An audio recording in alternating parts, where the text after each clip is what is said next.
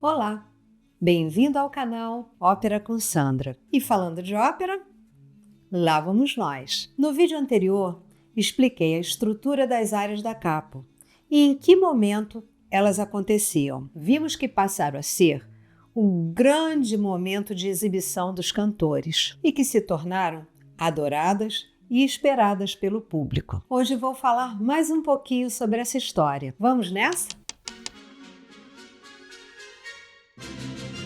Apóstolo Zeno não tinha muito interesse por música. O que realmente lhe interessava era o drama. Seus libretos possuíam cenas com recitativos muito longos, onde acomodava as reflexões filosóficas, estéticas e morais do texto. As áreas se transformaram numa pura abstração poética, sendo apresentadas no final das cenas. As chamadas áreas de saída, como expliquei no vídeo anterior. O intérprete, após cantar, saía do palco, como se estivesse sempre de passagem por ele. Zeno, para tornar o drama per música especial, passou a trabalhar com uma variedade muito maior de sentimentos do que na tragédia falada. Seus personagens deveriam viver situações que os fizessem oscilar entre alegria e tristeza, amor e ódio,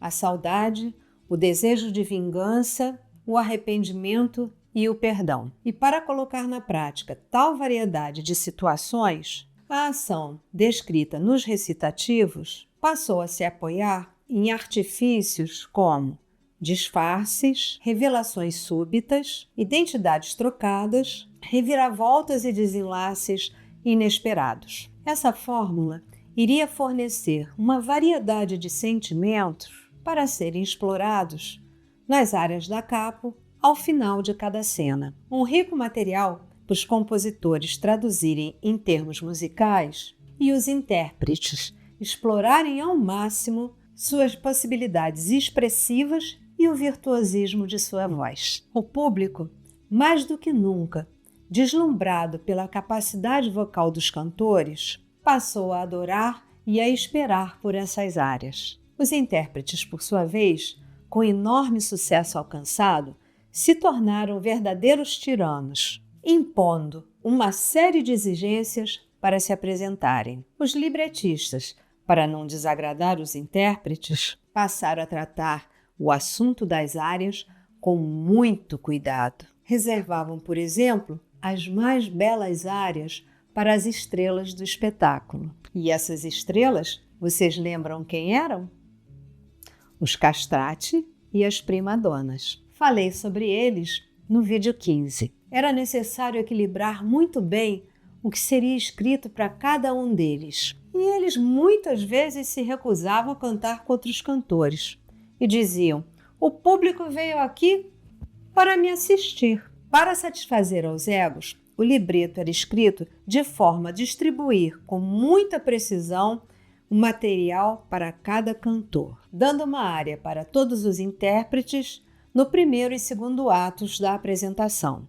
O terceiro ato era diferente.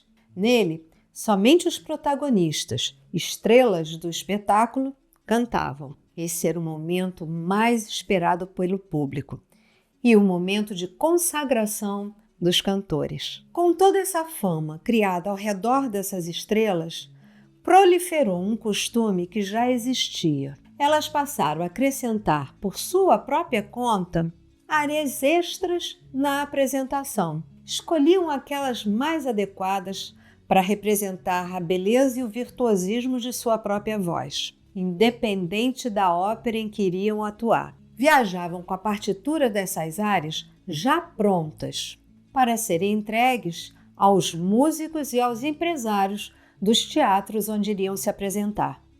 Essas áreas foram apelidadas de arie di baule ou áreas de baú, pois durante as viagens suas partituras eram levadas dentro do baú das roupas. Era uma época em que a bagagem não ia dentro de malas e valizes, e sim dentro de grandes baús. Alguns intérpretes até firmavam contratos com o direito de intercalar essas áreas em suas apresentações. fosse qual fosse a ópera que eles estivessem representando. Vamos ouvir o exemplo de uma área de baú? Aqui vai um trechinho de Nel corpo non mi sento. Nela, a personagem lamenta que não sente mais no coração a mesma alegria que sentia antes. E, em vez disso, está consumida pela tristeza, pelo amor ingrato e pelo tormento. Vamos ouvir um trechinho cantado pela maravilhosa mezzo-soprano Cecilia Bartoli.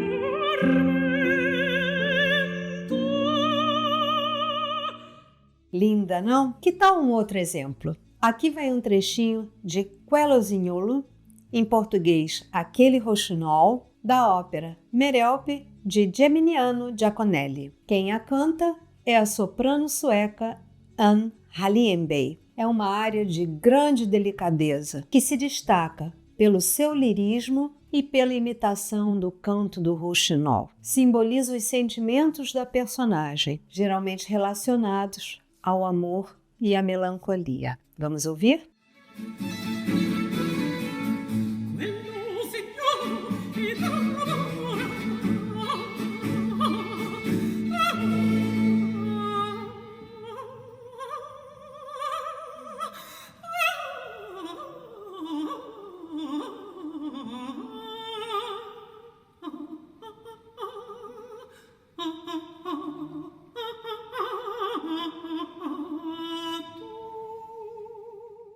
Vou deixar o link das duas áreas aqui embaixo para você ouvir na íntegra. É importante lembrar que as áreas de baú eram áreas da capo. Ao ouvir os exemplos na íntegra, aproveite para observar a estrutura ABA, como expliquei no vídeo anterior. Elas eram escritas com texto de fácil adaptação para qualquer cena. Foi a paixão do público pela voz e pelo virtuosismo dos cantores que manteve na ópera séria as áreas como atração principal. E os compositores souberam explorar essa oportunidade com grande sabedoria. Usaram sua música para expressar e enriquecer o texto, criando lindas áreas da capo. E escreveram belas aberturas musicais para introduzir suas óperas. Mas você já sabe, não é mesmo? Nosso tempo é curto e essa história vai ficar para o nosso próximo encontro. E se você gostou de saber um pouquinho mais sobre a ópera séria e seus intérpretes, deixe seu like, se inscreva no canal, compartilhe com um amigo e, claro, deixe uma mensagem para mim. Muito obrigada, boa semana e até a próxima!